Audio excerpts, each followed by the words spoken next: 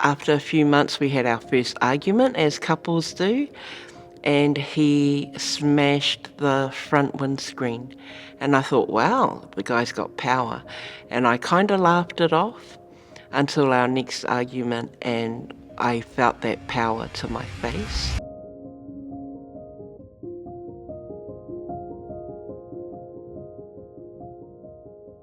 I felt like I couldn't tell anyone because most of my friends weren't in a relationship at the time, so I thought they wouldn't understand.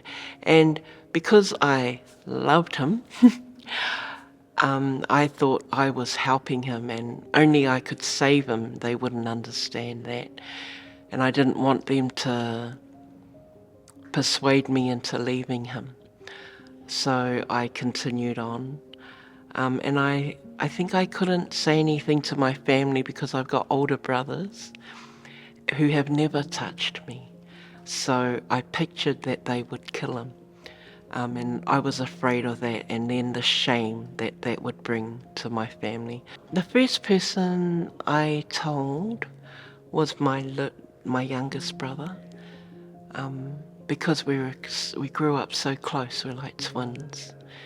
And I just begged him, please don't tell anyone. But I couldn't hold it any longer. So by this stage, I was pregnant. We had to get married because good church girls don't just have a baby out of wedlock. So we got married, and my younger brother would come over when my husband went to work and talk to me over the fence because he locked everything, and I wasn't able to let my brother come into the house. I think it really was a weight lifted off because it's something very unbearable to carry when it's just you.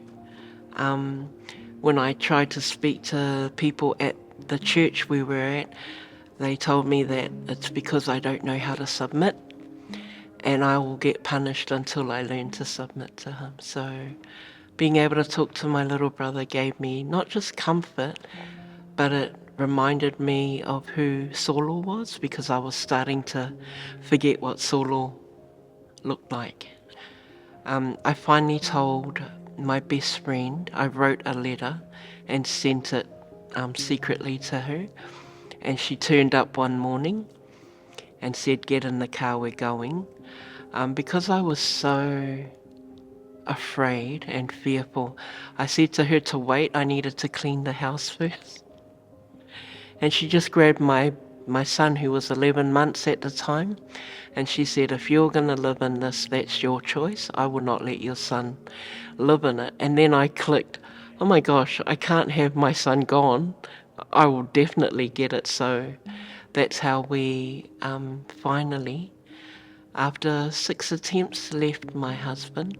And then I finally went home and told my family the truth after 4 years of that. I guess the journey from there was learning how to live in freedom, because I may have been away from the perpetrator, but I still in my mind was in a prison. I think as hard as it is, I would say speak to someone, whether it's your best friend, whether it's your sister or your brother. Speak to someone, because you need help, whether you think you do or not, and whether you think no one can help you. So there is some help out there. I believe so, and I've learned it for myself. Because I didn't know my own worth, I allowed someone to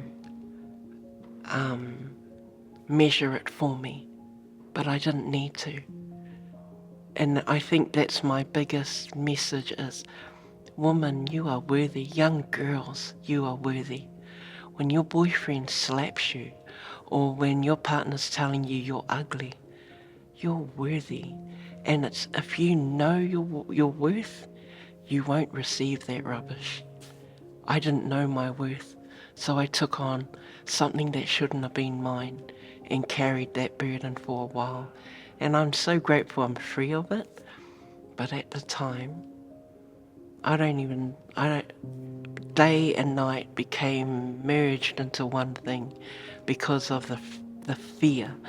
Not that, because my My ex never like bruised my face. Like he whacked it, but he was very intentional on bruising parts of me that you couldn't see, that I could just wear a long sleeve t-shirt and no one would know anything else. But you, I think the scars more on my heart and the words, I would rather he just beat me and say nothing. But the words that came, they were like the fists, the beating was, they were like, yeah, hard, but the words were like bullets that I guess took years to remove.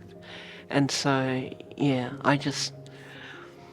I wished I'd known my worth back then, but I can use this experience to free others. And I love the freedom I have now. Solo Collins is a mighty daughter of the King of Kings and Lord of Lords, who descends from wonderful Samoan Tokelau English parents and is a proud migrant and an advocate for injustice and an advocate for all people to know the healing power of Christ.